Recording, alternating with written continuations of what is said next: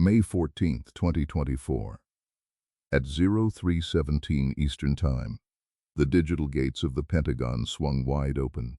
Suddenly, the most sensitive battle plans, operations against adversaries, private communications with allies, were no longer secrets. They were commodities, scattered across the dark corners of the internet. How could the deepest vaults of American intelligence be breached so completely, so brazenly? The answer they sought was not in foreign capitals, but hidden within their own ranks. Because the ghost that haunted the Pentagon was not a foreign entity, it was an insider who knew exactly where the digital locks were weakest. Chapter 1. The Breach. The documents emerged like spectral data packets, dozens of them, detailing classified U.S. military and intelligence information intended only for the highest levels of command. It was a catastrophic exposure that instantly implicated both enemies and friends. The sheer volume suggested a systemic failure, not a single misstep. The immediate response, often whispered behind closed doors, centered on one terrifying question. Was this a successful external penetration, or was the betrayal born within the security apparatus itself? We know that even before this event, the digital atmosphere was toxic. In February 2024, the Grit ransomware group was hitting targets hard, prompting a coordinated scramble by the FBI and NCA. This wasn't just a leak, it was a calculated strike in the ongoing, multi-front digital war. If you can't stop the ransomware, perhaps you can steal the secrets they were trying to protect. The infrastructure supporting this surveillance architecture is immense. Consider Frankfurt, Germany. Within the colossal U.S. consulate there, a covert network operates, a node in a massive web of global espionage run by the CIA's European branch. These agents develop cyber weapons capable of bypassing encryption on platforms like Signal and WhatsApp. If the communications channel was compromised, the leaker may have used those very same encrypted channels that the intelligence apparatus itself has the tools to decrypt. The eyes in the sky, like the spy satellites monitored from the Pine Gap station in Australia, the US's most important intelligence collection site globally, were watching everyone, 24/7. They were intercepting wireless communications across continents. The question remains, who was watching the watchers? This vast network, operating from nearly 100 embassies worldwide, meant the point of failure could have been anywhere.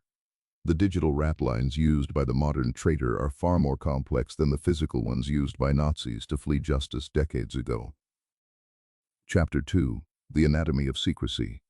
To understand the vulnerability, you must understand the infrastructure built to protect it.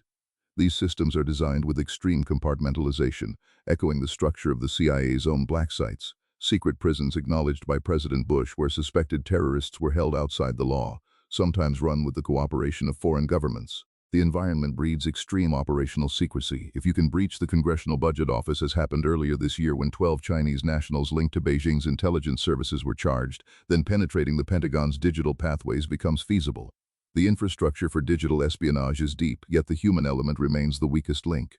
Think back to the systems of total control, where suspicion alone could lead to execution. In those environments, betrayal was often the only path to survival for the individual.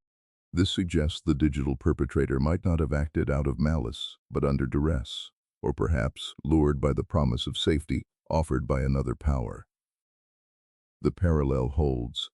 The hunt for high-profile figures, like the architect of the Holocaust, Adolf Eichmann, rarely involved standard legal procedures.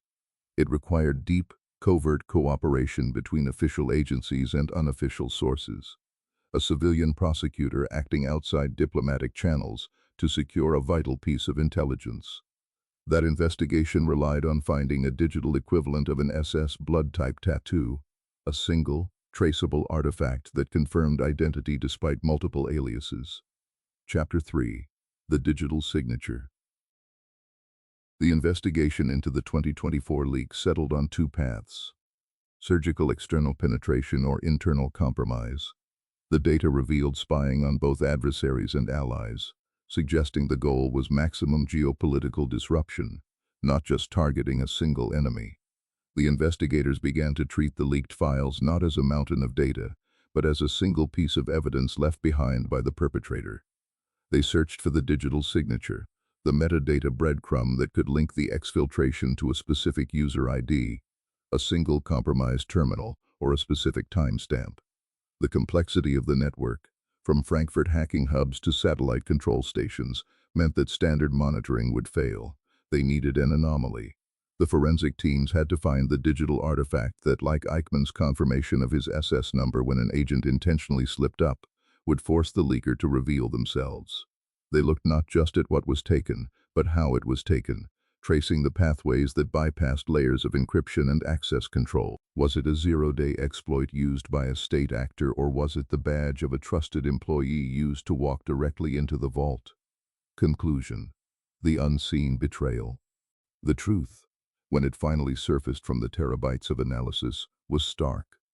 The breach did not originate from a complex foreign-deployed piece of malware that clawed its way through layers of firewall. The digital betrayal was executed with the quiet confidence of someone who had been granted the keys years before. The forensic teams identified the digital equivalent of that SS tattoo, a routine system-level command that could only have been executed by an authorized system administrator with top-tier credentials. The ghost in the Pentagon was not a phantom, it was one of their own, an insider who weaponized proximity and trust. In the age of digital warfare, the most dangerous adversaries are no longer those trying to break in. They are the ones already sitting at the network operations console. The security infrastructure remains vast, but the lesson of 2024 is clear.